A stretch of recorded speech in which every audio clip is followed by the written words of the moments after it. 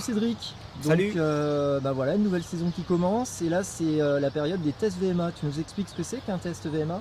Alors le test VMA, c'est ce qui permet de déterminer le seuil maximal aérobie des coureurs, tout à chacun. Donc c'est un test qui consiste en une accélération progressive pour déterminer sa vitesse maximale où on a un taux de lactate trop important et on arrive à saturation musculaire.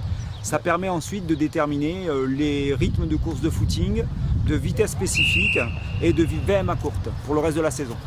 D'accord, et dans l'absolu, ça sert à quoi après quand on a sa VMA?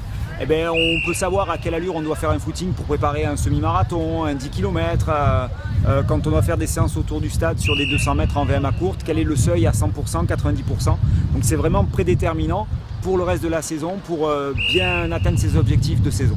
D'accord, ça veut dire que ça apprend à rester un petit peu modeste si on n'a pas une VMA énorme par exemple.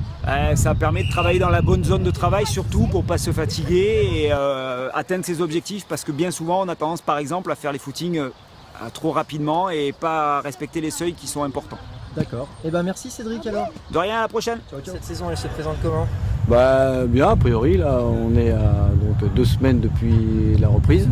Donc on a procédé à ce qu'on appelle les tests VMA, donc sur des tests de remise à niveau pour tout le monde et pour permettre d'étalonner le niveau de chacun. Bon là on est parti, donc la saison dure sur le calendrier jusqu'à fin août, mais on va dire que c'est effectif jusqu'à fin juin à peu près. Donc on espère qu'on aura autant de licenciés que l'an dernier. L'an dernier on avait fait un peu plus de 100 licenciés, donc vu l'affluence qu'on a pu relever sur les 3 tests VMA, je pense qu'on devrait approcher à peu près le même nombre de licenciés.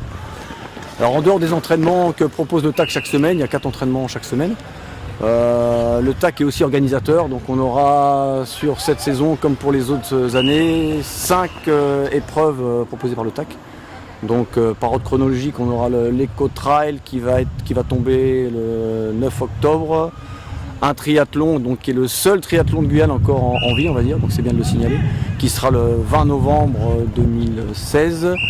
Les fameux 100 km du Père Noël, donc une course un peu atypique, la seule course de France de 100 km sur piste, donc il faut le noter également, qui sera le dernier vendredi avant Noël, ça doit tomber je crois le 17 ou 18 décembre. Après on basculera sur 2017, dernier week-end de janvier, le Run and Bike, donc une course sur forêt à Macouria. Et bien sûr le Marathon de l'Espace, la 27e édition qui tombe le 19 mars 2017.